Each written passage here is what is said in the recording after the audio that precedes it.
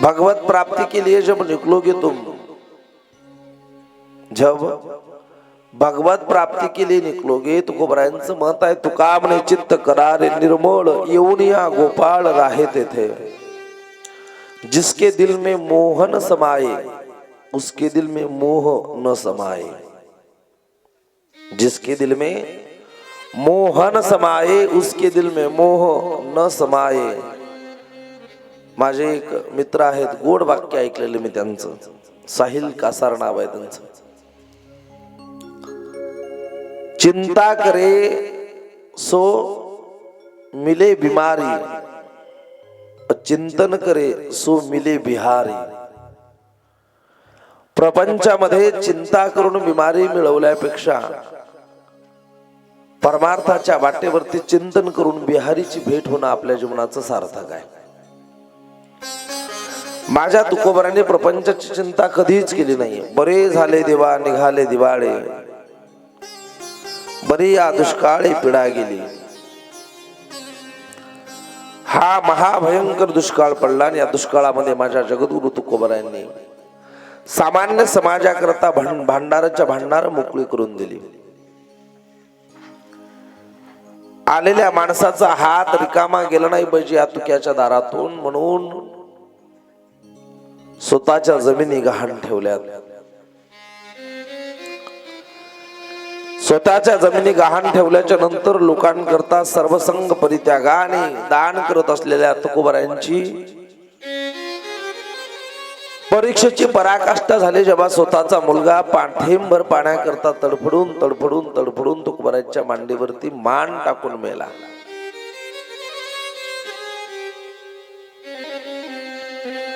पोटचा गोळा गेल्याच्या नंतर आवलीचा आक्रोश गगनाला भिडणारा होता। आवलीने सांगितलं, मालक,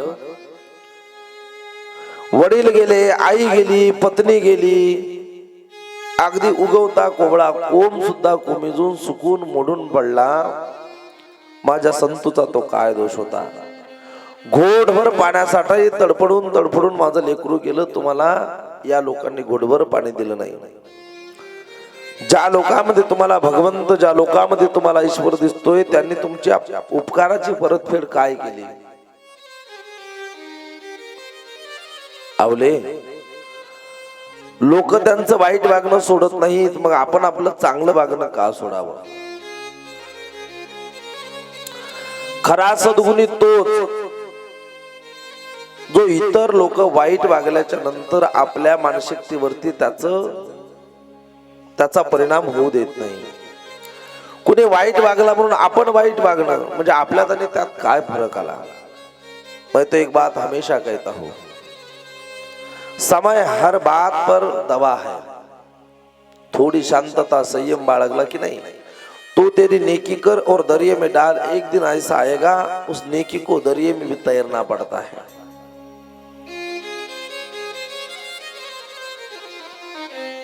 दोन शेजारी एकमेकाच्या शेजारी जवळ राहायचे, दोघांचं सदैव भांडण असायचं। एक शेजारी सकाळी सकाळी घरातली झाडझूड सगळी कचरा केर काढायचा, अंगण झाडायचा, एका टोपलीत कचरा जमा करायचा आणि जमा केलेला कचरा तो शेजाऱ्याच्या पायरीवरती नेऊन टाकायचा। सकाळी दरवाजा उघडला की उघड्या उघड्या दारात कचऱ्याचा ढीग असायचा। ज्याच्या दारात कचऱ्याचा ढीग असायचा त्याची पत्नी फार खड्या बोलांनी बोलायची, मालक, अहो तुम्ही त्याला समजावा, तुम्हा सर्वांना माहित आहे की रोज आपल्या अंगणात टाकलेला कचरा हा तोच टाकतोय। मालक म्हणायचे, अगं टाकू दे। त्याने टाकलेला टोपलीतला कचरा आपल्या घरातल्या कचऱ्यासहित अंगणातल्या कचऱ्यासहित झाडझूड करायची आणि या माणसाने पुन्हा तो टोपलीत कचरा भरायचा आणि तो कचरा त्यांनी बाजूला नेऊन टाकून द्यायचा। सायंकाळच्या वेळेला या माणसाने मळ्यातून येत असताना एका भल्या मोठ्या कॅरेट मध्ये, बास्केट मध्ये फळं आणायची, वेगवेगळ्या प्रकारची फळं आणायची आणि आपल्या घरी जाण्याच्या अगोदर त्याच्या बंगल्याच्या पायरीवरती ती फळं ठेवून द्यायची। हा रोज नित्यनेम चालू आहे। हा नित्यनेम चालू असताना हजार लोक त्याला विचारायची, का रे तो रोज तुझ्या अंगणात आणून तुझ्या पायरीवरती कचरा टाकतो, तू मात्र रोज संध्याकाळी येत असताना आपल्या मळ्यातली फळं आणतो त्याच्या दारात ठेवतो. मूर्खायस का लेका, तू तुला कळत नाही का?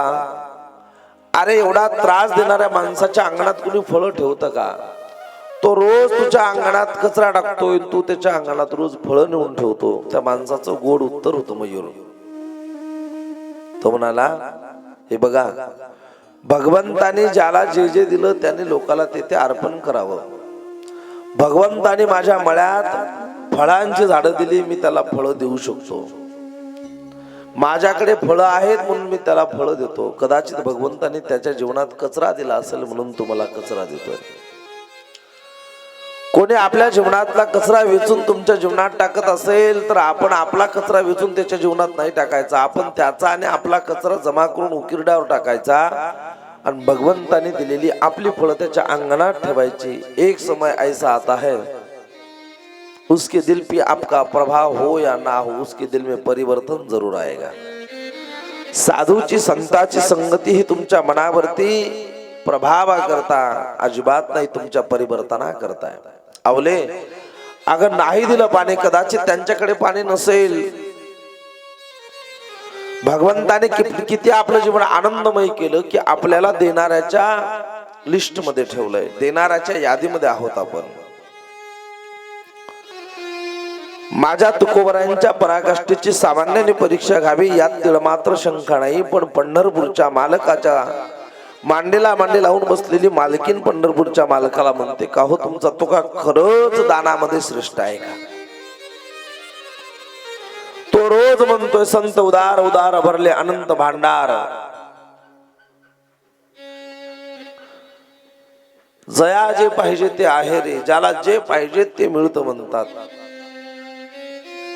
तुकोबरायांची दुष्काळाने केलेली दुर्गम्य आणि दुरापास्त परिस्थिती एवढी विचित्र होती आई की तुकोबरायांच्या अर्धांगिनीला, माझ्या आवलीला अंगावर घालण्याकरता 2 पातळ नव्हती.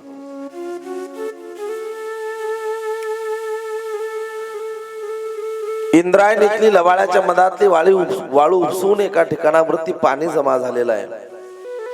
शेजारला लवाळा आहे.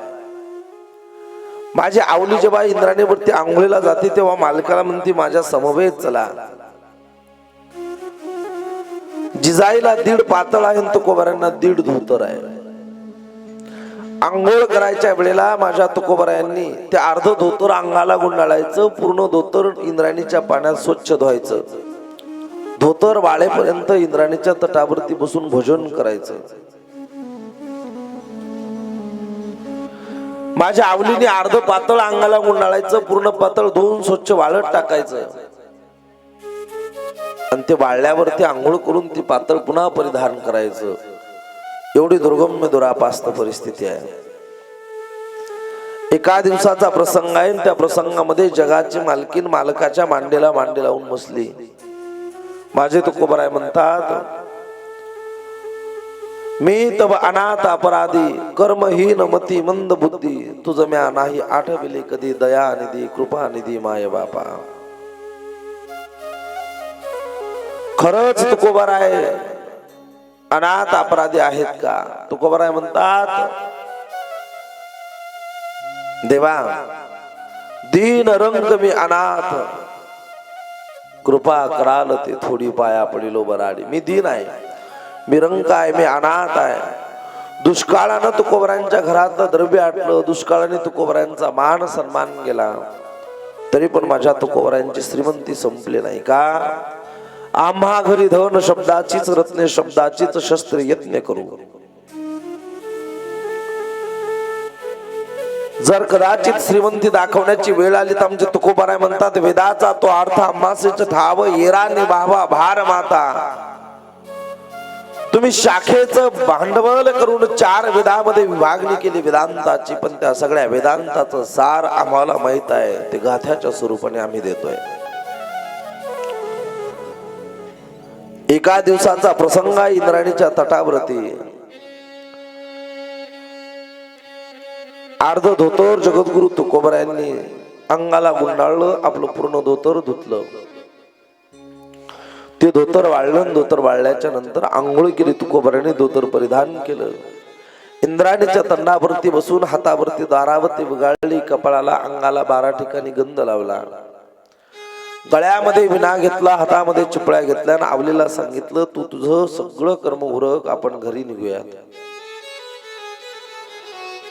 आवलीने अर्ध पातळ अंगाला गुंडाळलं आणि धुतलेलं पूर्ण पातळ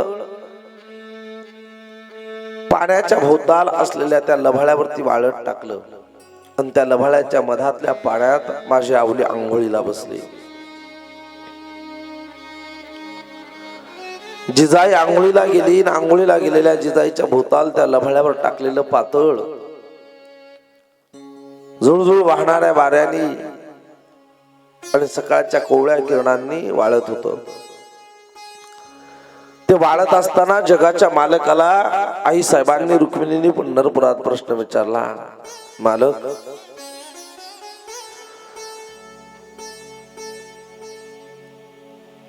देती आली अशी दान असं म्हणताना तुम्ही खरंच तू काय एवढा उदार आहे का? जगाच्या मालकाने सांगितलं, खरंच उदार आहे. एवढा उदार आहे की त्याच्या दारातून आतापर्यंत कोणी रीत्या हाताने परत आलं नाही. रुक्मिणी आई साहेब म्हणल्या, मला याची परीक्षा घ्यायची तुकाची. पांडुरंगाने सांगितलं, रुक्मिणी, नियतीने घेतलेली परीक्षा काय थोडी झाली का त्याची? अगं, एवढा भयंकर त्रास सहन करून सुद्धा त्याच्या मुखातला नाम ढळत नाही, तो नामस्मरणापासून दूर होत नाही.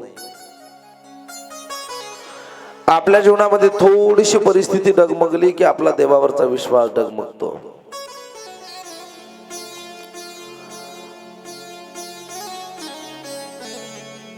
कुणाचं तरी एक गोड वाक्य आहे, मेरे साथ कुछ बुरा हो रहा है तो मेरे कर्म बुरे होंगे. मेरे साथ कुछ बुरा हो रहा है तो मेरे कर्म बुरे होंगे. मेरे इष्ट के ऊपर उंगली उठाओ, ऐसा मेरा इष्ट कभी बर्ताव नहीं कर सकता.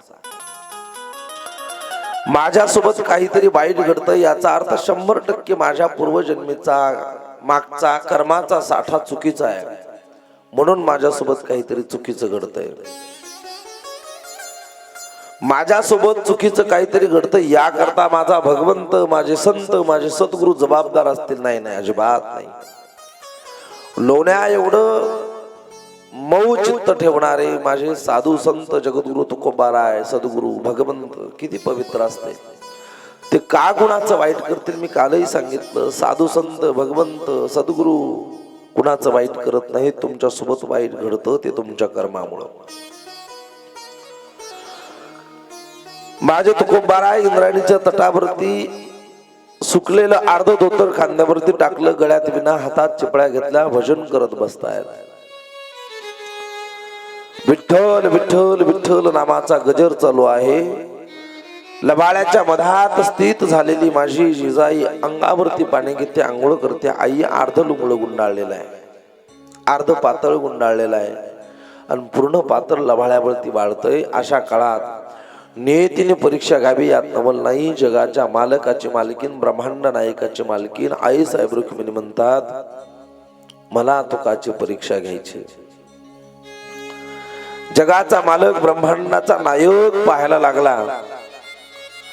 आई साहेब रुक्मिणीने लक्ष्मीने तिशी यावे काकुळती, पाय लक्ष्मीच्या हाती. ज्या लक्ष्मीच्या प्राप्ती करता उभं जगत पळतय का, ती लक्ष्मी आज एका मातारीच्या स्वरूपात आली. रुक्मिणी हातात काठी आहे, अंगावरती फाटकं पातळ जर्जर झालेलं शरीर, डोक्यावरची पांढरे फटक केस, चेहऱ्यावरचं अलौकिक तेज, कपाळाला भला मोठा कुंकवाचा ठसा उमटलेली ती म्हातारी काठी टेकवत टेकवत टेकवत इंद्रायणीच्या तटावरती आली. आणि इंद्रायणीच्या तटावर आलेल्या त्या म्हातारीनं भजन करणाऱ्या तुकोबांकडे पाहिलं आणि आवाज दिला, बुवा, ओ बुवा. शांत मुद्रेमध्ये माझ्या तुकोबाने डोळे उघडले. समोर पाहिलं की जर्जर शरीराची एक म्हातारी उभी आहे. तिच्या चेहऱ्यावर अलौकिक तेज आहे.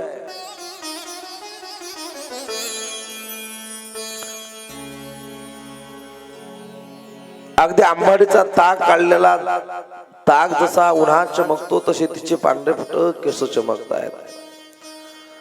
क्रोश जर्जर झालेलं शरीर कमरेतून वाकलं तरी सुद्धा त्या म्हातारीच्या कपाळावरच कुंकू बळकट आहे. पण तिच्या चेहऱ्यावरती शोकांतिका आणि दुःखाची कळा पाहिली. माझ्या तुकोबराने विचारलं, काय म्हणताय आई, का आलीस माई तू इथपर्यंत, काय हवंय मा तुला, हा प्रश्न विचारला.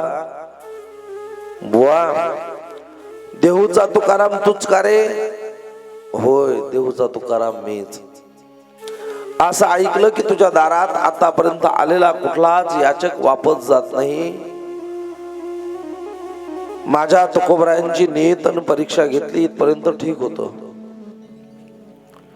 तुझ्या अंगणात आलेला आजपर्यंत कुठलाच याचक वापस गेला नाही. तुझ्या समोर ज्याने हात पसरले त्याचा हात कधी रिकामा राहिला नाही.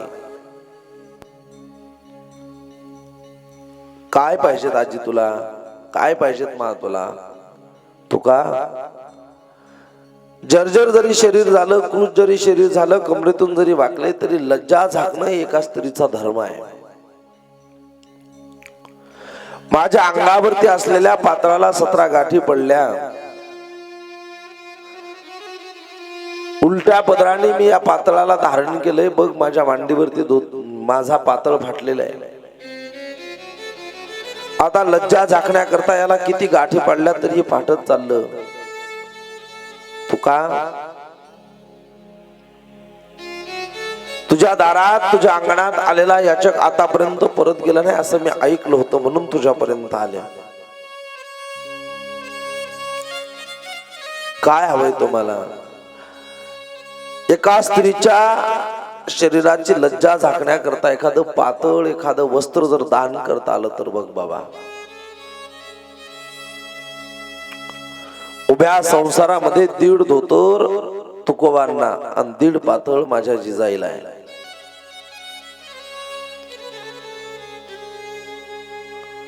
1.5 पातळ असलेल्या जिजाईने पूर्ण पातळ लभाळ्यावरती वाळत घातलं. तुकोबांची आंघोळ झाली. अर्ध धोतर खांद्यावर आहे आणि पूर्ण धोतर अंगावर परिधान केलेलं आहे.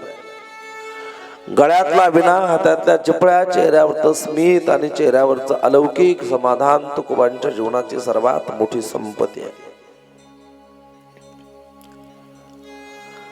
माझ्या तुकोबांच्या मनात विचार आलाय, म्हातारीने लज्जा झाकण्याकरता आपल्याला वस्त्र मागितलं. आपलं काही होईल, आपण हिची लाज झाकली पाहिजे म्हणून खांद्यावरचं अर्ध धोतर काढलं आणि म्हातारीच्या हातावरती टिकवलं. म्हातारीने तुकोबांकडे पाहिलं. तुकोबांना म्हातारी म्हणते, नाही बाबा, तू मला दान करणार असशील तर मला हे धोतर घ्यायला चालत नाही. का. अरे म्हातारी झाले म्हणून काय झालं तुका, माझ्या अंगावरती तुला पातळ दिसतंय. लज्जा झाकण्याकरता वस्त्र असावं, पण तू देत असलेलं वस्त्र पांढऱ्या रंगाचं आहे. माझ्या कपाळाकरती बघ, माझ्या कपाळावरती ठसठसीत माझ्या मालकाच्या कुंकवाचं लेणं, माझ्या सौभाग्याचं लेणं उठून दिसतं ना तुला. तो का दिसतंय आऊसाहेब, दिसतंय ते लेणं. तो का तुझ्या मुखातला अभंग ऐकला वेदाचा तो अर्थ अंबासीच ठाव येराने भावा भार माथा म्हणणारा तो तुला कळायला हसावं होतं. काय.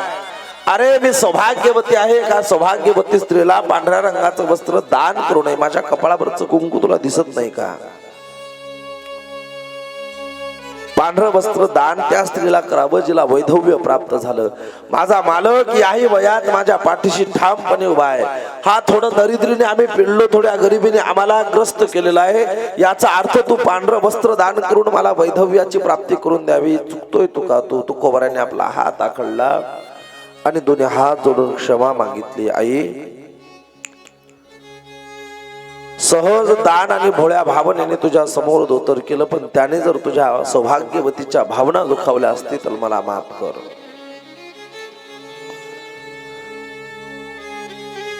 तुका तुझं धोतर मला घेता येणार नाही. देहूच्या मालकाने मनात विचार केला, आई तुला दान देण्याकरता आता माझ्याकडे सौभाग्यवतीचं वस्त्र तर दुसरं नाही ग. कमरेतून वाकलेली, चेहऱ्यावरचं अलौकिक तेज, पांढरा फटक केसाची, कपाळावरती भल्या मोठ्या कुंकवाचा ठसा उमटलेली ती म्हातारी उभी राहिली. आणि हातात ती लखलखती काठी टेकवत खाली बसली आणि तुकोबाच्या समोर बसून म्हातारी म्हणते, तुका तुझ्या खांद्यावरचं पांढरं धोतर मला तुला देता येणार नाही किंवा मलाही ते घेता येणार नाही, कारण मी सौभाग्यवती आहे. पण त्या इंद्रायणीच्या तटावरती लभाळ्यावरती एक पातळ वाळत घातलेलं आहे, ते कोणाचं आहे रे तुका? एका क्षणाचा विलंब न करता माझ्या तुकोबारायांच्या मुखारविंदातून सत्य प्रतिपादन होतं. माझ्या तुकोबाराय म्हणतात, आई ते माझ्या मालकिनीचं, माझ्या पत्नीचं, माझ्या अर्धांगिनीचं पातळ आहे. तुका कुठे गेली ती?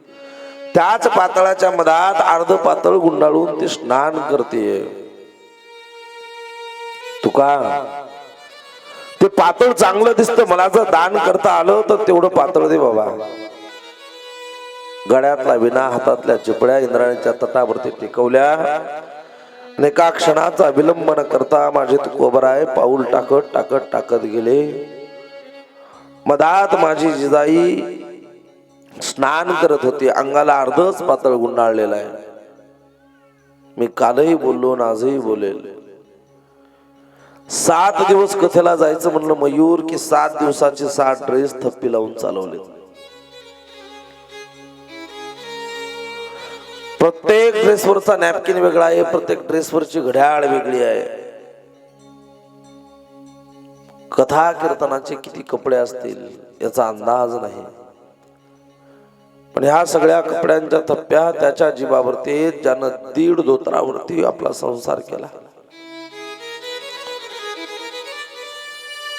ह्या सगळ्या कपड्यांच्या थप्प्या तिच्या जीवावरती, जिनं अर्ध पातळ अंगाला गुंडाळून इंद्रायणीच्या एका खळग्यामध्ये आंघोळ केली. क्षणाचा विलंब न करता माझे तुकोबा गेले. आई डोळ्यासमोर चित्र उभं करा. अर्धच पातळ गुंडाळून आंघोळ करायला बसलेल्या मालकिनीचा विचार न करता तुकोबरायांनी लभाळ्यावरचं पातळ जमा केलं. सुंदर त्याची घडी घातली आणि घडी घातलेलं ते पातळ जमा करून आपल्या हातात घेतलं.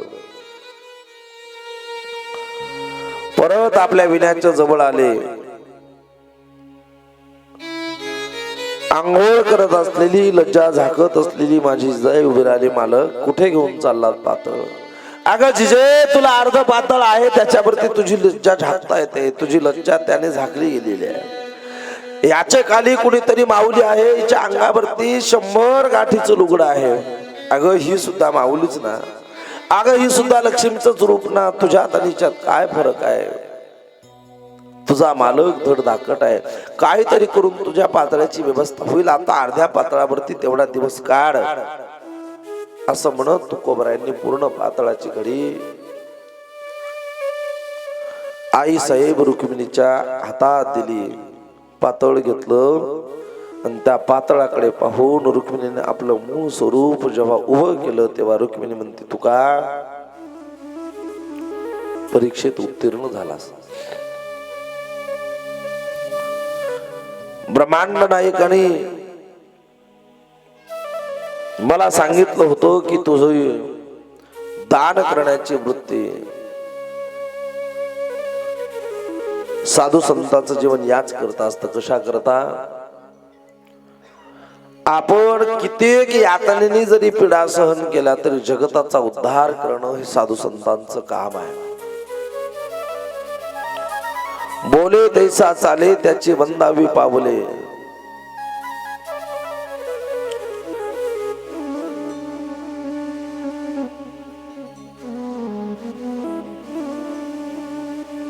वचनस्य एकम कर्मस्य एकम.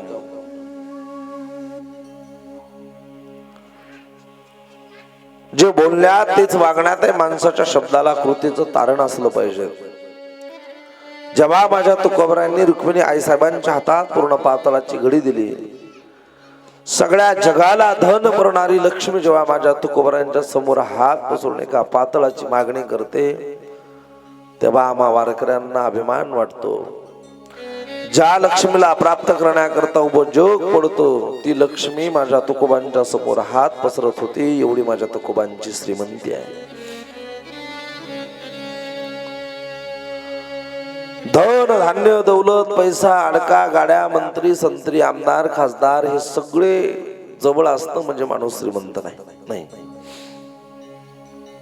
खरा श्रीमंत तोच ज्याच्या एका हाकेवरती ब्रह्मांडाचा नायक जगाचा मालक उभा राहतो. आपली सर्वात मोठी श्रीमंती काय असेल, आपलं सर्वात मोठं धन काय असेल? पायो जीवने राम रतन धन पायो. आपल्याला काही जर प्राप्त झालं तर फक्त रामरतन माझ्या पांडुरंगाच्या नावाचं धन प्राप्त व्हावं. यातनेने पिळलेले तुकोबाराय जेव्हा रुक्मिणीला पातळ देतात तेव्हा रुक्मिणी ते तुका किती किती किती दरिद्रीनं पिडलं तुला. 18 विश्व दारिद्र्य तुझ्या घरात नांदत असताना सुद्धा तुला त्या दरिद्रीची जाण वाटत नाही का रे? तुला कधीच वाटत नाही का तू गरीब आहे? आणि माणसं ही परिस्थितीने गरीब नसतात, माणसं विचाराने गरीब असतात. विचारा वाचून न पविजे समाधान. आपल्या जीवनामध्ये सर्वात मोठी दरिद्री जर कशाची असेल तर ती विचाराची आहे. माझ्या तुकोबारांच्या जीवनामध्ये विचाराची दरिद्री कधीच नव्हती.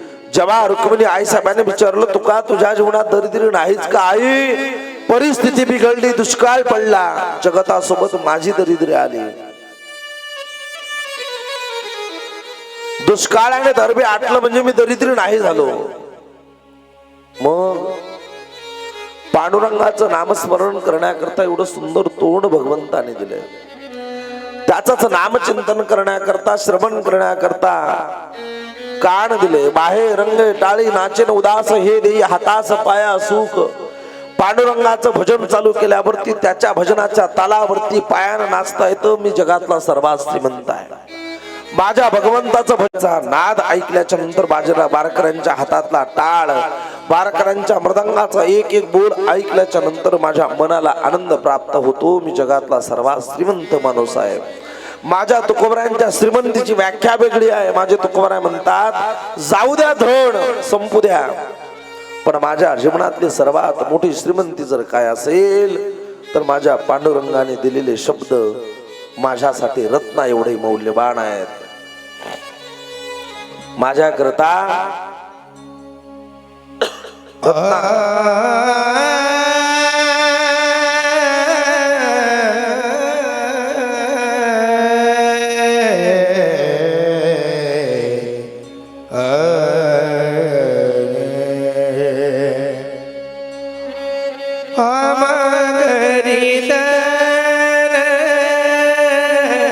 शब्द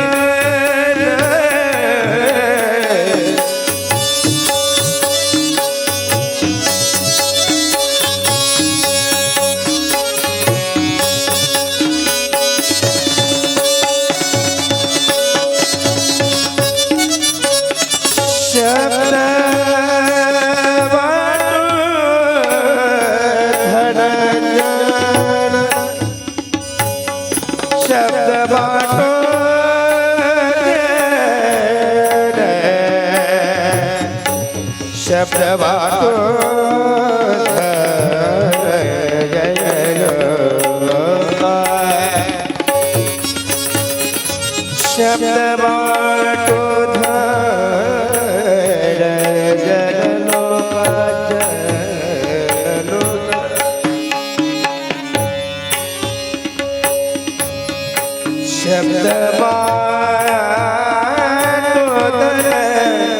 शब्द बाटो धर शब्द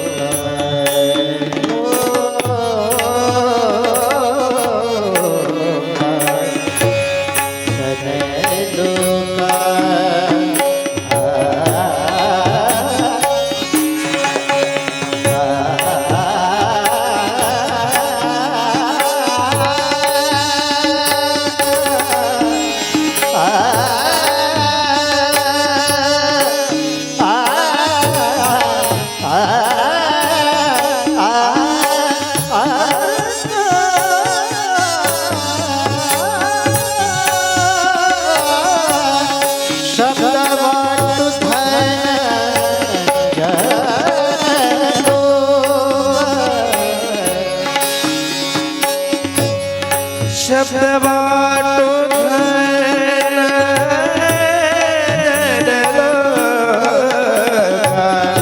शब्द बाटो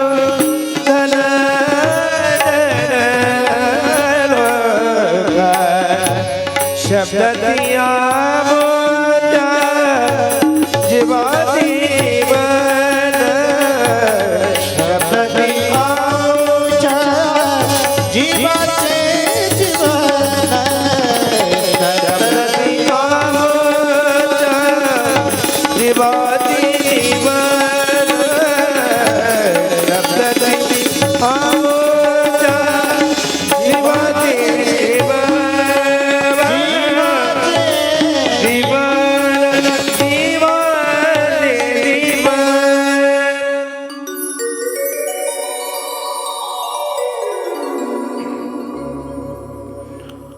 दुष्काळे आटिले द्रव्य तरी सुद्धा माझे तुकोबाराय म्हणतात माझी श्रीमंती कायम आहे. कशाने तुमची श्रीमंती कायम आहे तर माझे तुकोबाराय म्हणतात अम्मा घरी धन शब्दाची चरत नाही. शब्दाचीच शस्त्रे यत्ने करू शब्दाच्या अमुजा जीवीचे जीवन शब्द वाटू धन जनलोका.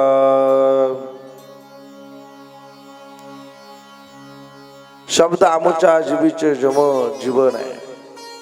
या शब्दाच्या बळावरती आमची खरी श्रीमंती आहे. ज्या शब्दाने आम्हाला भगवंताला आळवता येतं ज्या शब्दाने आम्हाला भगवंत आपलासा करता येतो ती आमची सर्वात मोठी श्रीमंती आहे. जगाच्या मालकिनीने परीक्षा घेऊन तो तुकोबारायांना म्हणेल ते देऊ केलं पण नाही नाही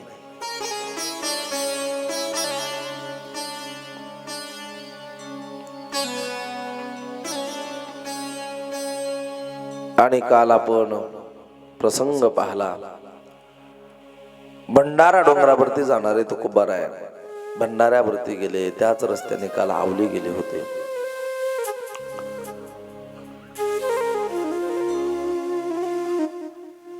तुकोबाराय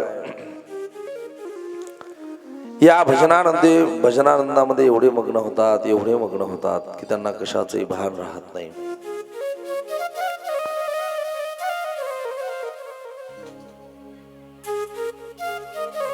आणि एक दिवस भंडाऱ्यावरती जाताना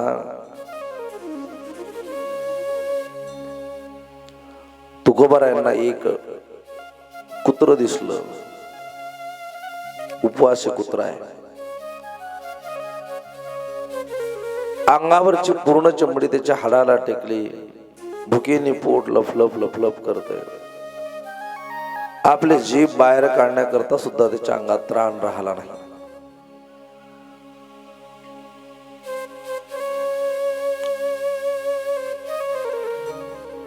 आवलीने समवेत दिलेली भाकरी त्या कुत्र्याच्या पोटात घालत माझे तुकोबाराय भंडाऱ्याकडे निघाले. मी नेहमी एक वाक्य सांगत असतो. लोक म्हणतात संत कुणाला म्हणायचं? महाराज, साधू कुणाला म्हणायचं, संत कुणाला म्हणायचं? एका सामान्याने उत्तर दिलं होतं, भेटलं तर खाणार, नाही भेटलं तर उपाशी राहणार, त्याचं नाव संत.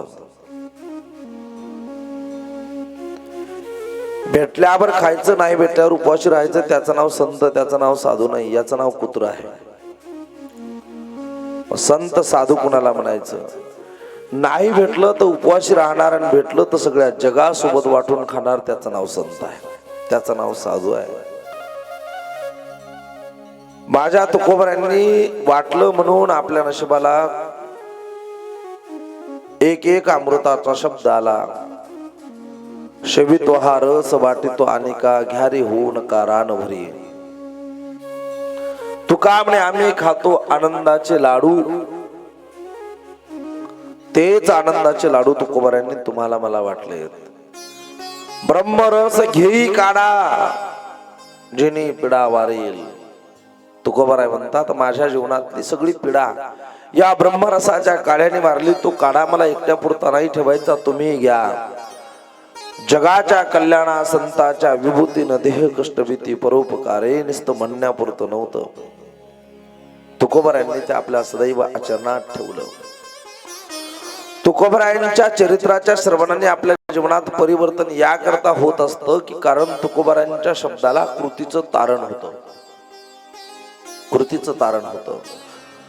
बोले तैसे चाले त्याची वंदावी पावले. मी सांगितलं तुम्हाला, तुकोबराय जे बोलायचे ते करायचे. तुकोबरायांना जी अनुभूती यायची तेच समाजाला सांगायचे. तुकोबरायांनी तुम्हाला मला प्रदान केलेली गाथा, तुम्हाला मला एक एक प्रदान केलेला शब्द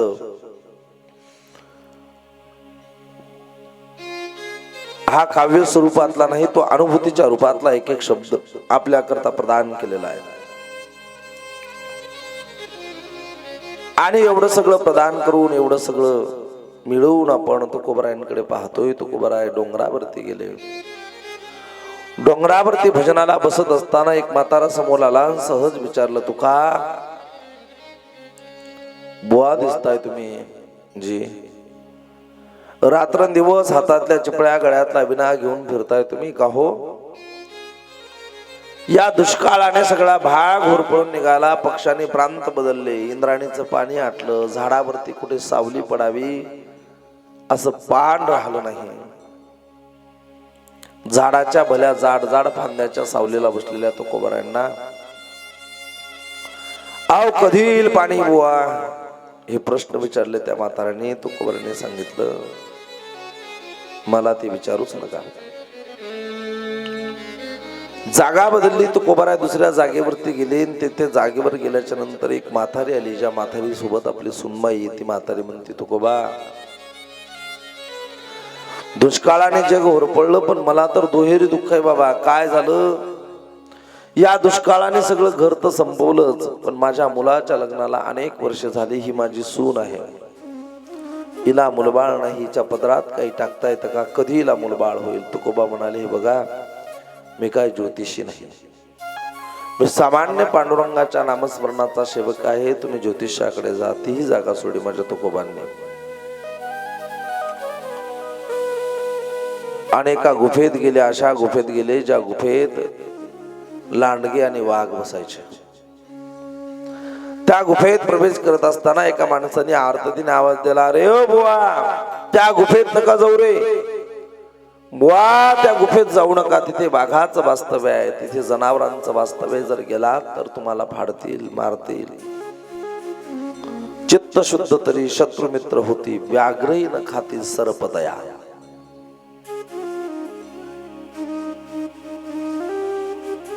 आमच्या गावात एक महात्मे झाले. संताची ते आप्त न होती संत.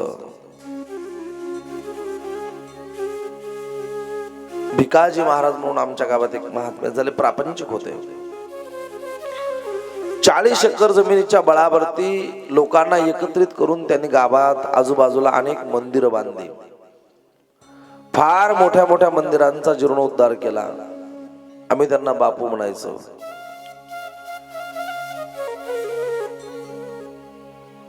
पारमार्थिक आयुष्याच्या वाटचालीमध्ये माणसाने पाठीमागं फिरून पाहिलं पाहिजे. माझ्या जीवनावरती त्यांचे अनंत उपकार आहेत.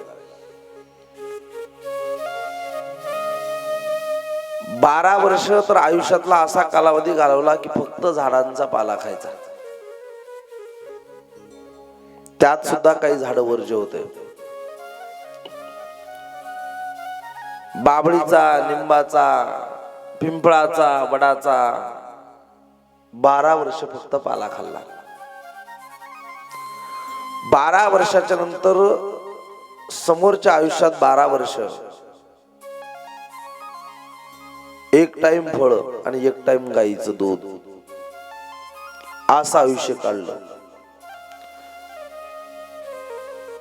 या व्रताला त्यांनी वयाच्या 24व्या वर्षी प्रारंभ केला होता. 48 वर्षाचं वय झालं तेव्हा त्यांचे 2 तप पूर्ण झाले होते. 3ऱ्या तपामध्ये त्याने तपाचा प्रारंभ केला. कुणाची चौकट ओलांडायची नाही आणि युक्त आहार विहार नियम इंद्रियाशी सार. बापू जर जेवायला बसले तर चपाती 1.5 आणि ज्वारीची भाकरी 1. ते दिवसातून एकच टाइम. कोणाच्या घरी जर गेले तर अंगणात तरटाचं पोतं टाकायचं आणि त्यावर बसायचं. सुरकुत्या पडलेला उभा चेहरा, लांब सडक पिळदार मिशा, डोक्यावर बांधलेला फेटा, मोठ्या मोठ्या तुळशीच्या मण्याच्या माळा. शिक्षण म्हणाल तर शाळेत नावाची नोंदणी नाही तरी सुद्धा उभी भजनी मालिका, जोग महाराजांची पाठ, नित्यनेमाचा काकडा. रस्त्याने सारखं कुठे चालले तरी भजन चालायचं. कपाळाला उभा गंध लावलेला ऊर्ध्वपुंडाचा. 40 वर्षाचा कालावधी, 48 वर्षाचा कालावधी गेला. व्रतस्थ झाले. आम्ही आमच्या डोळ्यांनी पाहिलं. चित्त शुद्ध तरी शत्रू मित्र होती, व्याघ्रही न खाती सर्पतया. आमच्या शेताला शेत चिकटून होतं. मग आमच्या नात्यातही होते ते. त्यांचा देह आमच्या आजोबांचा नातेवाईक होता. आमच्या आजोबा आणि ते दोघं सख्खे मावस भाऊ. योगायोग आमची आजी आणि बापूंची पत्नी, दोघी बहिणी सख्या. आम्ही पाहायचो बापूंच्या शेतात गारगुटीचा एक ओटा केला होता. गारगुटी कळतात ना तुम्हाला? त्या ओट्यावरती एक झोपण्याकरता टाकलेला आसन, एक साप असायचा. बापूंचं सगळं झोपणं 5 तासाचं. रात्री 3.5 तास आणि दिवसा 1.5 तास असा आराम असायचा. रात्री तर आम्ही कधी कुणी रानात जायचोच नाही. संध्याकाळी बापू 12ला झोपायचे, 3:30ला उठायचे. दिवसा जेवण नसायचं. गाईचं दूध घेतलं की भजन करत आराम करायचा 1.5 तास.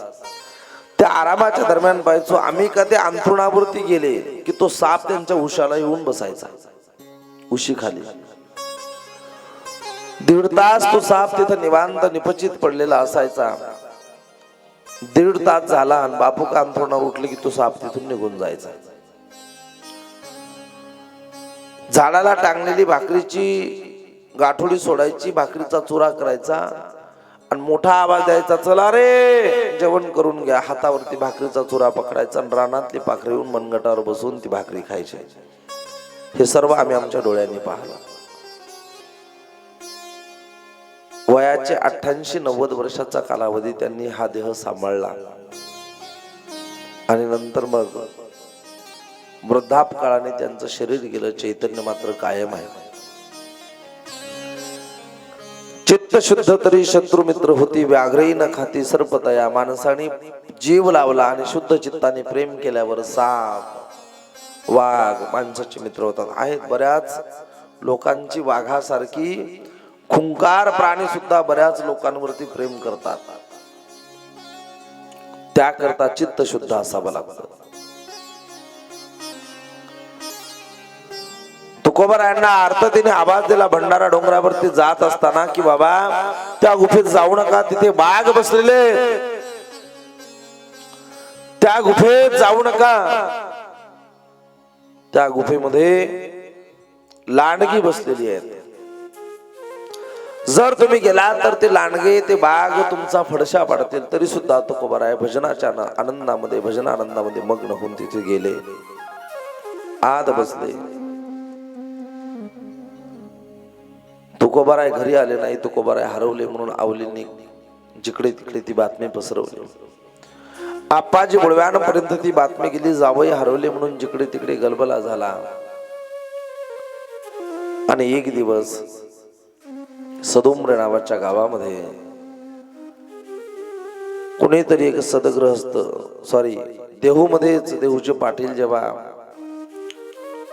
निर्याण झालं त्यांचं, तेव्हा त्यांच्या मयती करता लोहगावची काही मंडळ आली. त्या मंडळीमध्ये संतुजी जगनाडे म्हणून तुकोबारायांचे लहानपणचे मित्र आले. आणि हळूच कानोबांनी संताजी महाराजांच्या कानात सांगितलं, संतू दादा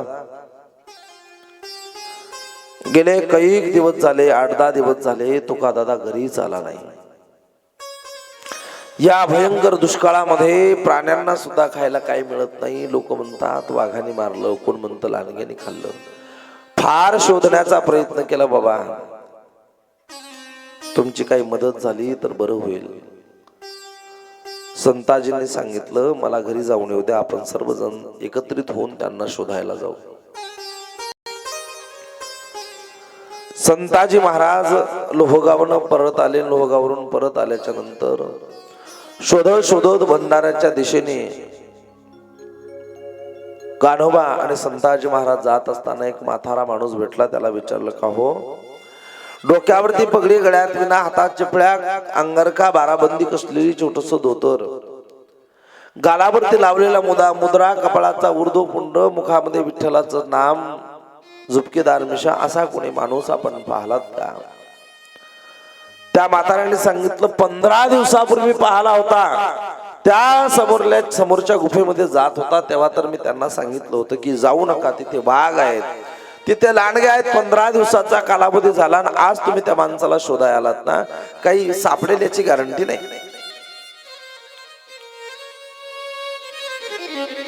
तो माणूस सापडेल याची गॅरंटी नाही. कदाचित आतापर्यंत वाघाने त्याचा फडशा पाडला असेल, कदाचित आतापर्यंत लांडग्याने त्याला मारला असेल. हे शब्द ऐकले कान्होबाच्या काळजात धस्स झालं. माझा तुका दादा या गुफेत गेला होता, हा माणूस सांगतोय वाघाने खाल्ला असेल, लांडग्याने खाल्ला असेल. संताजी महाराज आणि कान्होबा धावत धावत धावत गेले आणि गुफेमध्ये मांडीवर टिकवलेला आडवा विना, हातातल्या चिपळ्या, स्तब्ध झालेली तुकोबाराय, समाधीस्थ बसलेली मूर्ती आहे. अनु हात वाजती टाळ, अनुक्षीर गीत रसाळ, अनुभव तन्मय सकळ, नामामनी केशव कृपाळू गा. माझ्या तुकोबारायांची अवस्था अशी झाली, कंठी प्रेम दाटे, नयने नीर लोटे, हृदय प्रगटे रामरूप. असा असो ऐसा कुठे आठवची नाही, देहीच विदेही भोगू दशा. तुका म्हणे आम्ही झालो अग्निरूप, लागू निधी पाप पुण्यांगा. पूर्ण जगाचा विसर पडला तुकोबारायांना. भजनाने तल्लीन झाले, भजनात समाधी लागली. आणि यामध्ये उद्धवाचा काळ आठवला तुकोबारायांना. तुकोबाराय गोपाळांची लीला आठवत बसले. तोच खांद्याला पकडून गदगद गदगद हलवत कान्होबा म्हणतोय, तुकादा, ए तुका दादा, अरे उठ उठ, 15 दिवस झाले तुला शोधतोय. डोळे उघडले. तुकोबाराय म्हणतात, कान्होबा कधी आलास? आता आलोय, तुला किती दिवस झाले शोधतोय आम्ही. अरे आता नुकताच गोपाळासोबत यमुनेच्या तटावरती आम्ही उतरलो होतो. जगाचा मालक ब्रह्मांडाचा नाही, कृष्ण परमात्मा तिथे खेळ खेळण्याकरता आला होता. कान्होबा तू सगळं हरवलं. अरे आम्हाला आता खेळायचं होतं. तुका दादा तू देहूत आहे, यमुनेच्या तटावरती नाही, भानावर ये, भंडाऱ्या डोंगरावरती आहेस तू. हे सगळे शब्द ऐकले आणि तुकोबाराय म्हणतात, कधी आलात? अरे आज आलो पण 15 दिवस झाले शोधतोय तुला. माझ्या तुकोबरायांचं अनुष्ठान सफल झालं. तुकोबराय म्हणतात, कान्होबा खरंच 15 दिवस झाले. अरे हो तुकादा, 15 दिवस झाले तुला.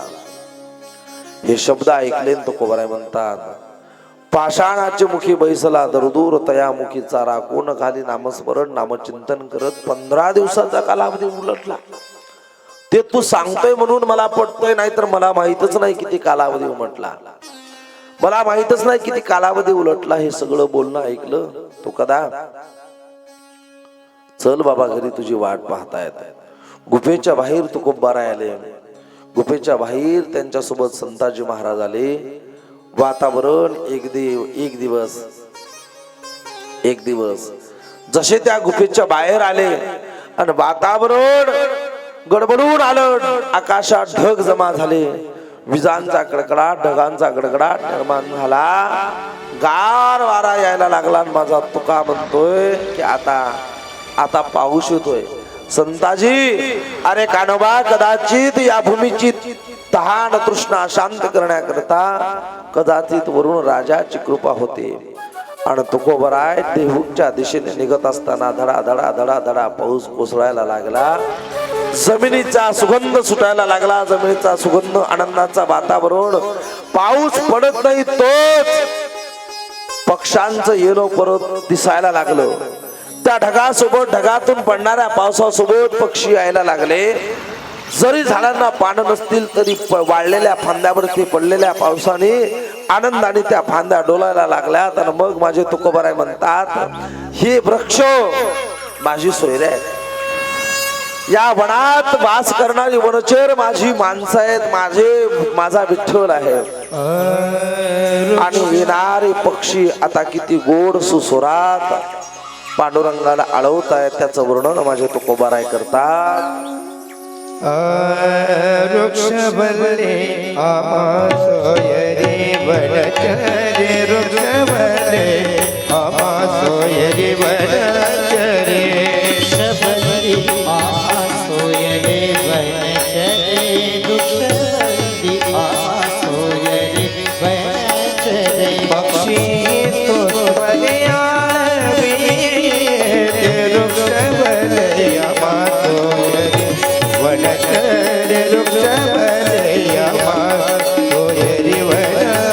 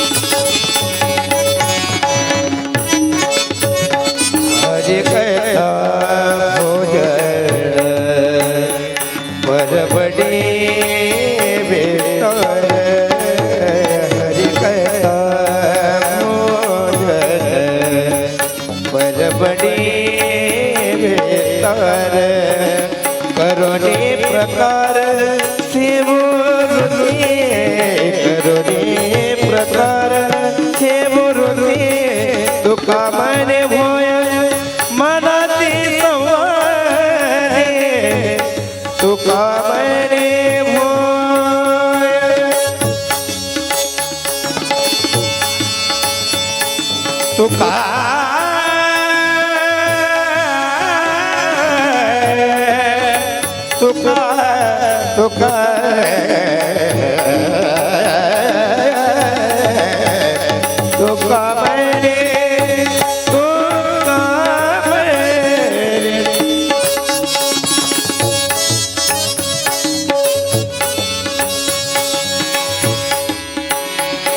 तुका म्हणे हो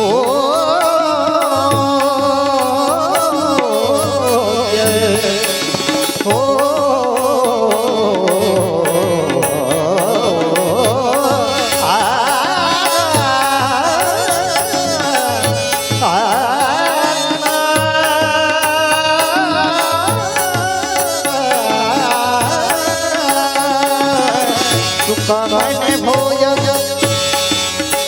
मनात येतवारे तुका म्हणे होय मनात येतवारे आपुला दिवाद आपला वृक्ष बले आम्हा सोयरे वनचरे वृक्ष बले आम्हा सोयरे वनचरे पक्षी सुस्वरे आनवी वृक्ष बले आम्हा सोयरे वनचरे वृक्ष बले आम्हा सोयरे वनचरे वृक्ष बले आम्हा सोयरे वनचरे वृक्ष बले आम्हा सोयरे वनचरे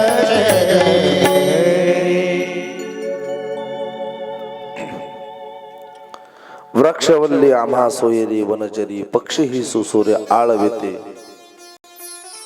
आणि सुंदर असा पाऊस पडला. तुकोबाराय घरी आले आणि घरी आल्याच्या नंतर आता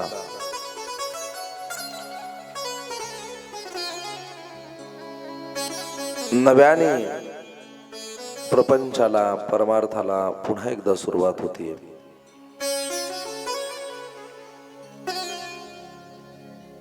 आनंदाच्या वातावरणामध्ये आता प्रपंच आपल्याला चालवायचा आहे. म्हणून आवलीने एक दिवस तुकोबारायांना सांगितलं, तुकोबा मालक, आपण समाजासाठी बरंच काही केलं, या प्रपंचाचं आपण काहीतरी देणं लागतंय. आता घरामध्ये काही उरलं नव्हतं, पावसाच्या वातावरणात थोडंफार काही जमा झालंय, पण आता घराचा व्यापार घराचा व्यवहार चांगला चालावा याकरता माझी एक आपणास विनंती आहे. काय आवले, मी माझ्या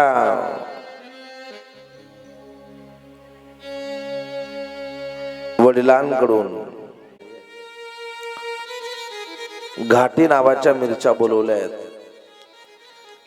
गावातली बरीच मंडळी व्यापार करण्याकरता रत्नागिरीला कोकणात जाणार आहेत. मला असं वाटतं आपणही या मिरच्या विकण्याकरता जर गेलात तर फार बरं होईल. जेव्हा तुम्ही आता विकाल आणि घरी याल तेव्हा येत असताना मिरच्याचे 4 पैसे जमा करून या. सर्व ठरवलं. सगळ्या व्यापाऱ्यांसोबत तुकोबाराय गेले.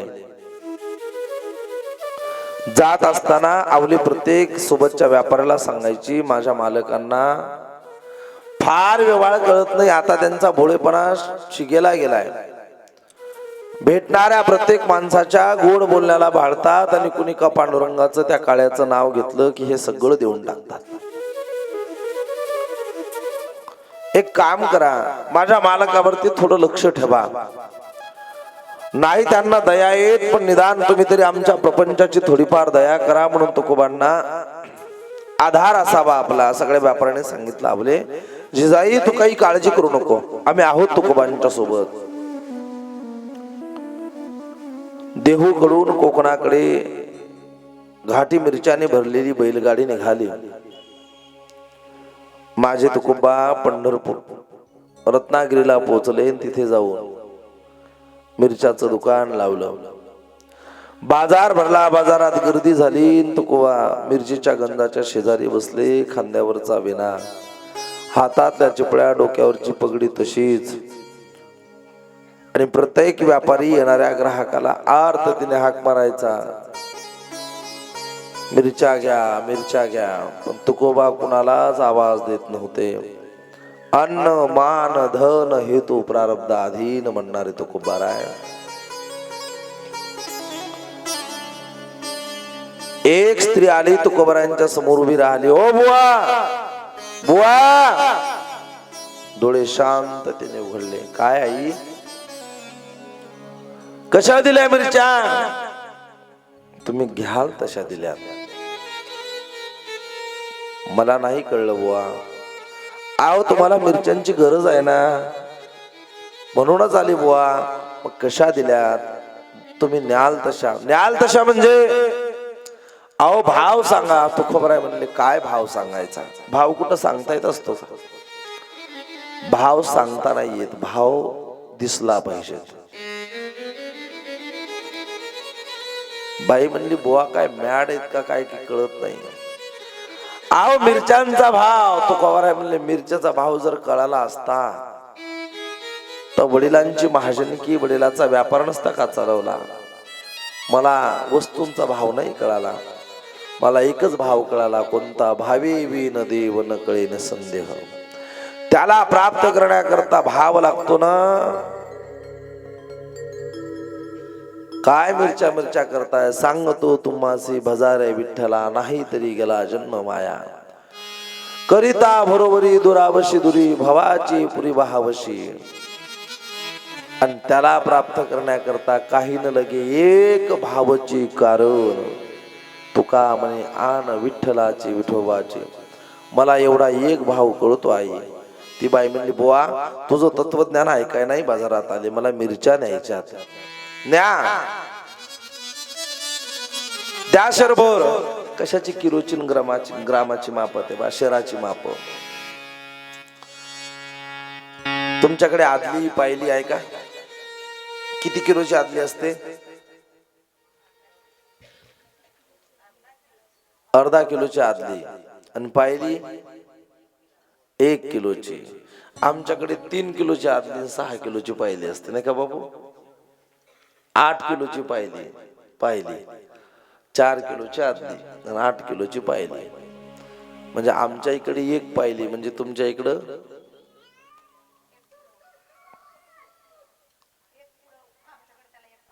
1 कुळव. बरं, तुमच्या इकडं कुळव 8 किलोचं, आमच्या इकडं कुळव होतं 64 किलोचं. हा थोडा मापात फरक आहे. मग तुम्ही जरा घाट्यातच आहात. तुमच्या इकडे जर कोणी मागितलं बा 1 कुळव द्या तर 8च किलो झालं ते.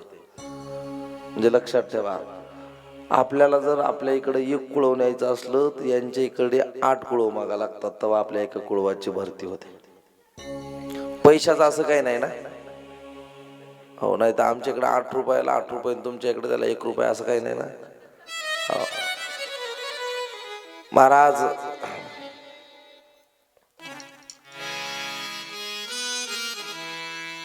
मिरच्या घ्यायला आलेली बाई म्हणते तुकोबांना, तुकोबा तुमचं तत्वज्ञान ऐकायला नाही आले, मला मिरच्या सांगा.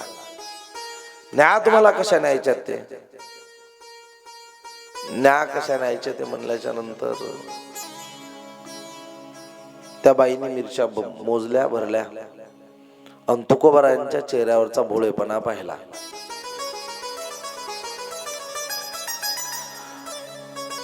भोळेपणा पाहिला आणि तुकोबांना ती म्हणाली, महाराज मिरच्या घेतल्या खऱ्या, पण तुम्हाला देण्याकरता पैसे नाहीत.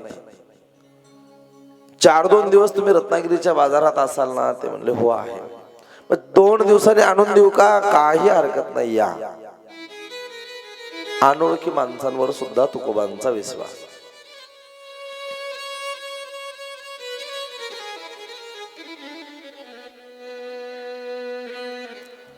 तुकोबारायांकडून मिरच्या खरेदी करत असताना आता तिला वाटलं कोण आहे तुकोबांचं इथं रत्नागिरीच्या बाजारात, कोण ओळखीचं आहे. बुवाला घर माहित नाही, मी पुन्हा बाजारात येत नाही. गेले पैसे मिरच्यांचे. या बाबतीत बायांचा स्वभाव जरा भारी असतो. एखाद्या माणसानं जर 1050ला सांगितली तर बाई 200 पासून सुरुवात करते बापू. 200 पासून नाही करत, 100ला मागत असतात काय? मग मी पाहिलं बाया भाव फार लवकर करतात, लगे किंमत त्याची डाऊनच. आम्ही एकदा एका दुकानात गेलो, मला शॉल घ्यायची होती, शॉल घेतली. काउंटरवर आम्ही उभे असे, एक बाई आली तिथे. त्या बाईनं साडी घेतली होती त्या दुकानदाराकडे. दुकानदारानं सांगितलं, आई हा पैठणी शालू आहे, याची किंमत 5,000 आहे. ती म्हणे दादा 3,000 रुपयाला लावा.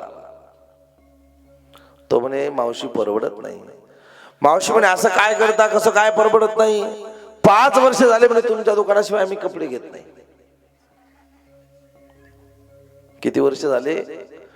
5 वर्ष झाले म्हणे तुमच्या दुकानाशिवाय आम्ही कपडे घेत नाही. तुम्ही 2,000 रुपये साडीवर कमी करत नाही. मग 5 वर्षाचा गिराईक असून आमचा फायदा काय? दुकानदार म्हणे मावशी तुम्हाला साडी पाहिजे तर फुकट न्या, पण देवाला तरी जरा भ्या, तुम्ही देवाची तरी भीती बाळगा. काय झालं? लबाड बोलू राहिला म्हणे तुम्ही खुशाल म्हणता 5 वर्ष झाले आमच्या दुकानातून खरेदी करतात, दुकान टाकूनच 2 वर्ष झाले म्हणे मला. हा ठरलेला फॉर्म्युला आहे बायांचा. किती वर्ष झाले आम्ही तुमच्याकडे येतो. बर त्यानं भाव कमी करून आणल्यावर सुद्धा घरी म्हणतात याच्यानंतर याच्या दुकानात जायचं नाही. अवघड खेळ आहे. बाईने मिरच्या नेल्या पण एकटी नाही नेल्या. तिने मिरच्या जात असताना अख्ख्या बचत गटाला सांगितलं. आपल्या बाजारामध्ये देऊचा एक व्यापारी आलेला आहे, त्याच्याकडे घाटी मिरच्या आहेत, भाव सांगत नाही आणि उधारीला नाही म्हणत नाही. माणसाने अर्धा किलो टोमॅटो जर बाजारातून विकत आणले तर घरी आणल्यावर ते 500 ग्रामचे टोमॅटो फार फार 550 ग्राम भरतात बापू. बाईनं जर अर्धा किलो टोमॅटो बाजारातून विकत आणले तर घरी आणल्यावर मोजायचे 100% ते 750 ग्राम भरतात. कारण झुकत माप घेण्याकरता ते टोमॅटो टाकतात ना बाया. 2 फळं शिल्लक टाकतील, त्याला म्हणतील टाकणं सोनं मोजून राहिला का? टाकणं असं कोणतं चाललं तो आवाला? टाकणं बाप्पा काट्याले काटा मोजून राहिला, सोनं मोजून राहिला जसं काय? टाकाना जी टाकाना. आणि मग ते शिल्लक आणलेल्या टोमॅटोची चटणी आपल्याला खा लागते. हो, मापात पाप करू नये, अजिबात करू नये. मी म्हणतो तुम्हाला जर लुटता आलं तो सोन्याच्या दुकानात एका तोळ्यावर एखादा ग्राम शिल्लक मागून पा, भेटते का? शेतकऱ्याला काय लुटता? शेतकऱ्याला नाही लुटायचं. आता तुम्ही शेतकऱ्याला, प्रत्येक जण शेतकऱ्यालाच लुटतोय. बरं एवढं लुटून सुद्धा बिचाऱ्याचं अंतःकरण एवढं उदार आहे, एवढं उदार आहे. जगातला प्रत्येक माणूस जर रोज पोटभर अन्न खात असेल आणि त्याच्या शरीरातलं चैतन्य जिवंत राहत असेल तर जगावर माझ्या शेतकरी बापाची कृपा आहे म्हणून जग जिवंत आहे. सगळे लोक त्यालाच लुटायला बसलेत. सगळ्या बाजारात बातमी पसरली, देऊचा व्यापारी आला, देऊचा व्यापारी आला. प्रत्येकाने मिरच्या नेल्या. संध्याकाळी सर्वजण आपल्या झोपड्यावरती आले. तुमच्या किती मिरच्या विकल्या? कोणी म्हणायचं पोतभर, कोणी म्हणायचं 2 कट्टे, कोणी म्हणायचं 1 कट्टा, कोणी म्हणायचं 50 किलो. तुकाराम महाराजांनी विचारलं बुवा किती मिरच्या विकल्या? बुवा म्हणले जेवढ्या आणल्या तेवढ्या सुद्धा विकल्या. एक जण म्हणला अरे तुकाराम महाराजांसारखा व्यापार करता आला पाहिजे. दुसरा म्हणला साहजिक आहे, त्यांचा वडिलोपार्जित धंदा आहे. महाजन की आहे, व्यापार करणं त्यांचं काम आहे. हाडाचे व्यापारी आहेत ते. त्यांच्या वडिलांनी दुकान चालवलं, तुकोबांनी कान्होबांनी सुद्धा दुकान चालवलं. चांगल्या पद्धतीने ते गिऱ्हाईक करू शकतात. एक म्हणला बुवा किती कमावले, किती झालं उत्पन्न? तुकोबांनी चंची दाखवली. चंचीच म्हणायची. पहिली माणसाला चंची असायची पैसे ठेवायला. मग चंचीवरचं काम खिशावर आलं, चोर खिशावरती. चोर खिशावरचं काम साईड पॉकेटवर आलं. साईड पॉकेटवरचं काम पर्सवर आलं. आणि पर्सवरचं काम कॅशवर आलं. आणि कॅशवरचं काम ऑनलाईन फोन पे वर आलं. फोन पेने एवढा तोटा केला. पहिल्या घरचं जर घरात मोठा खटला असला ना, 10-15 माणसाचं घर, तर सगळ्या माणसाचे कपडे धुता धुता आमच्या माय मावल्यांना 5-50 रुपये खिशात सापडायचे. कोणाच्या खिशात 5, कोणाच्या खिशात 10, कोणाच्या खिशात 50. आणि कपडे धुताना पैसे सापडले तर बाई 3दा विचारायची आजी कसे निघले कपडे? सांगा ना जी, कपडे जमले का? आता ऑनलाईन झाल्यामुळं तिला कपड्यात काही सापडत नाही. एक बाई तर कपडा आपटायची फोन पे वाल्याला शिवाय द्यायची, कपडा आपटायची फोन पे वाल्याला शिवाय द्यायची. मी गेलो, मला आजी काय झालं सांगा ना मी. बुवा मला काय झालं, या फोन पे वाल्याने किती तोटा केला आमचा. मला झालं काय, बुड्ड्याच्या खिशात कायम 5-50 इसऱ्याची म्हणे बुड्ड्याला सवय होती, ध्यान नाही राहायचं. तो रोज मला 50-100 सापडायचे म्हणे, कपडे धुवायला बरं वाटायचं. मी कपडे तेवढ्यासाठी धुवो म्हणे बुड्ड्याचे. मला मग आता फोन पे आला ना म्हणे, कॅशच नाही राहत. मी मोबाईल असेल ना म्हाताऱ्याचा म्हणे, हो मला पासवर्ड माहित करून घे फक्त. फोन पे न जमाना बदलला. ऐका, सगळी लोक जमा झाली आणि तुकोबरायांच्या मिरच्या विचारलं. तुकोबराय म्हणले मिरच्या सगळ्या विकल्या, उत्पन्न काहीच नाही, 100 के 60. मस्त म्हणतात ऐकत. मी त्यांना गमतीनं म्हणत असतो, तुम्ही गोड म्हणता 10-20 लोकात, मोठी माणसं आहेत ते. त्यांनी मकरंद अनासपुरेच्या एका यशवंत नावाच्या चित्रपटाला गाणं दिलेलं आहे. म्हणजे तुमच्या गावात मी असे गायक आणले की ज्या गायकांनी चित्रपटाला गाणे दिलेले आहेत, साधी लोक नाही ती. आणि एवढं मन उदार आहे ते. म्हणले दादा मी येतो तुकोबरांचं चरित्र ऐकायला, मला फक्त तिकीट द्या म्हणलं, पैसे घ्यायचेच नाही तुमच्याकडून.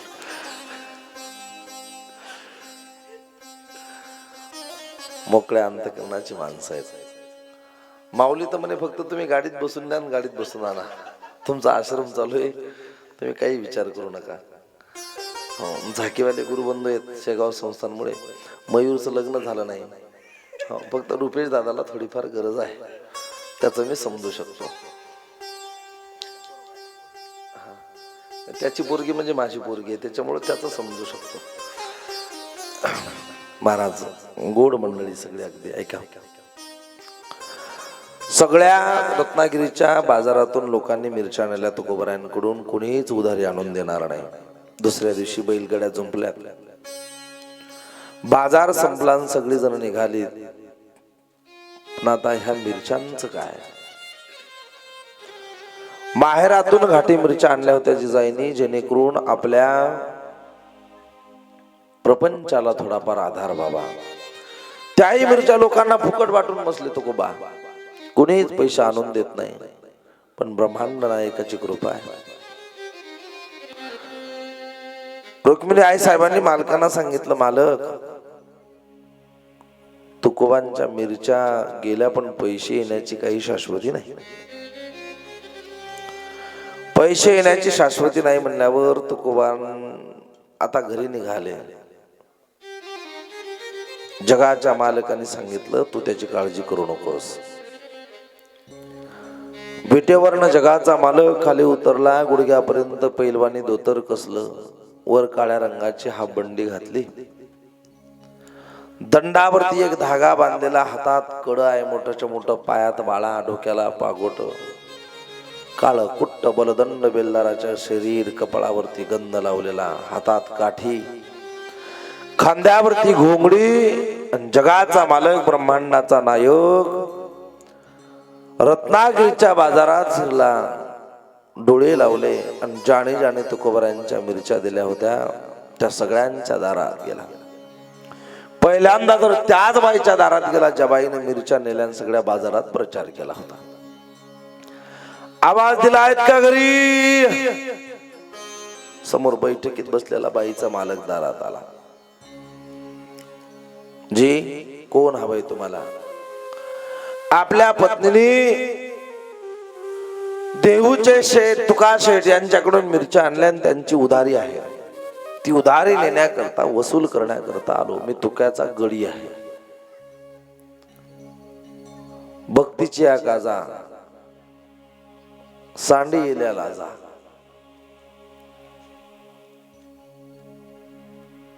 किंवा नाही लाज धरीत, कुठली लाज न बाळगता पांडुरंगाने ते स्वरूप धारण केलं. अहो, तुमच्या बायकोनी मिरच्या आणल्या आणि त्या मिरच्याची उधारी दिली नाही. तुका शेटने मला पाठवलं, मी तुकोबांचा गडी आहे. तुकोबांचा गडी आहे म्हणल्याच्या नंतर तो माणूस म्हणला, बाबा मला काही माहिती नाही, मंडळी घरात आहे. आवाज दिला, बाईला बाई दारात आली. काय अहो हा कोणतरी तुका शेठचा गडी आला, हा म्हणतोय तुम्ही मिरच्या आणल्या, त्यांची उधारी आहे आपल्याकडे. ती बाई म्हणली, कोण रे तू? हातात काठीन, काठीला 2 घुंगर बांधलेली होती बापू. दणकन काठी आदळली. सांगितलं मी तुकाचा गडी आहे. तुका शेठ आले होते, तुका शेठने मिरच्याचं दुकान लावलं होतं, तुम्ही मिरच्या आणल्या आणि तुम्ही त्याचे पैसे दिले नाही, उधारी बाकी आहे. बाई म्हणली, कोण तुका? कसल्या मिरच्या? कुठले पैसे? खांद्यावरची घोंगडी वर सरकवली, पुन्हा काठी आपटली. बऱ्या मुलांना पैसे द्या. बाईच्या नवऱ्यानं हात जोडले, म्हणला याच्या मिरच्या जर आणल्या असतील तर पैसे देऊन टाक, त्याचा दंड पाय केवढा आहे. आपल्याला परवडायचं नाही म्हणले, बाई देऊन टाक, देऊन टाक, जर आणले असतील तर त्याचे पैसे देऊन टाक. ती बाई म्हणे, आम्ही मिरच्या आणल्या नाही म्हणलं. घोंगडी वर सरकवली, काठी उचलली. सांगू का तुम्हाला? ती बाई म्हणली, 1 मिनिटात पैसे देते. आवाज ऐकला की घरात पळत गेली, दारात पैसे आणले. 1 रुपया शिल्लक नाही म्हणले, बाबा पण काठी आपटू नको.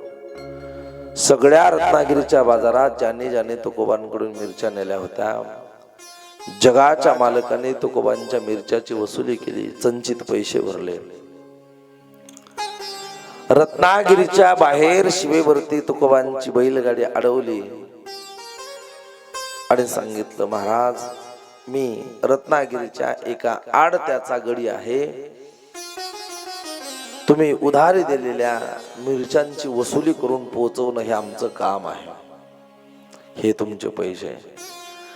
काय तुकोबरायांचा अधिकार असेल? तुकोबरायांनी समाजाला मोकळ्या हाताने एखादी वस्तू उधार द्यावी आणि त्या समाजाकडून जगाच्या मालकाने, ब्रह्मांड नायकाने वसुली करून तुकोबरायांच्या हातात पैसे आणून द्यावेत. मी म्हणतो आपलं असं काम जगाचा मालक ब्रह्मांडाचा नाही कधी करणार नाही, याची आपल्याला शाश्वती आहे. पण गत जन्मीच्या पुण्याची काही उधारी असेल तर ती वसूल करून परमात्म्याने आपल्या हातात टेकवायला यावं आणि त्या निमित्तानं परमात्म्याची आपली एकदा भेट व्हावी. एवढं जरी झालं तरी तुकोबारांच्या चरित्राचं श्रवण केल्याचं सार्थक झालं. परमार्थाचं अवडंबर करून नाही चालणार. परमार्थामध्ये जगाच्या मालकाने, ब्रह्मांड नायकाने आणि एक ठराविक काळ असतो परमार्थामध्ये की तुम्ही त्याचं काम करावं. तो काळ गेला की तुमचे काम तो करत असतो, तो तुमचे काम करत असतो. उसके लिए फकीर बनना पड़ता है. अब फकीर होकर भी मुझे मांगने से शर्म आती है. महेश महाराज एवढा व्हिडिओ करा माझा स्पेशल. अब फकीर बनकर भी किसी से मांगने से शर्म आती है. अब फकीर बनकर भी किसी से मांगने को हमें शर्म आती है. क्यों?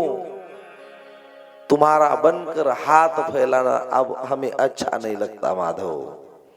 तुम्हारा जो बन चुका हो, मालूम है हमें हम फकीर बन चुके हैं, लेकिन फकीर बनकर भी अब हम कुछ मांगने से शर्माते हैं क्योंकि तुम्हारा बनकर हाथ फैलाना हमें अच्छा नहीं लगता. बस एवढंच असावं कि उसका बनने के बाद किसी के सामने हाथ फैलाना छोड़ देना चाहिए. मी सांगितलं काल तुम्हाला, जगाच्या समोर हात पसरवणं बंद व्हावे. परमार्थाचं सार्थक तेव्हा होतो ज्याच्या नावाने माळ घातली तो आणि ज्याच्या हाताने माळ घातली तो, असे दोघं जर सोडले तर जगताकडून अपेक्षाच नाही करायची. बस फकीर बनकर रहो, लेकिन जगत से मांगने के लिए शर्म आनी चाहिए क्योंकि उसका बनकर हाथ फैलाना अच्छी बात नहीं होती. तुझे दास्य करू आणि का मागू खावया, धीग झाले जिने माझे पंढरी राया. हात पसरी धिक जिने त्याचे, हात जगता समोर पसरायचे नाही, हात पसरले तर पांडुरंगा समोर पसरायचे. हो, विटेवरी ज्याची पाऊले समान, जगी तोची एक दान शूर दाता, दुसरा दाता नाही. भिकारी झालं तर त्याच्या दारातला व्हावं. जगाच्या मालकाने ब्रह्मांड नायकाने माझ्या तुकोबांच्या पैची वसुली करून हातात चंची दिली आणि 11:05 सांगितलं तुकोबा तुमचे पैसे तुम्हाला पोहोचले, आता तुम्ही या संध्याकाळी 8:30 वाजता भेटूयात आपण, आता तुम्ही या. आणि मग तुकोबाराय म्हणतात देवा येतो. तुकोबाराय पांडुरंगाचं भजन करत करत निघाले. आपणही त्या ज्ञानोबराय तुकोबाराय पांडुरंगाचं 2 मिनिट भजन करू. आपली कथा इथे विश्राम घेते. आज सायंकाळच्या कथेत जगद्गुरु तुकोबारायांच्या कीर्तनामध्ये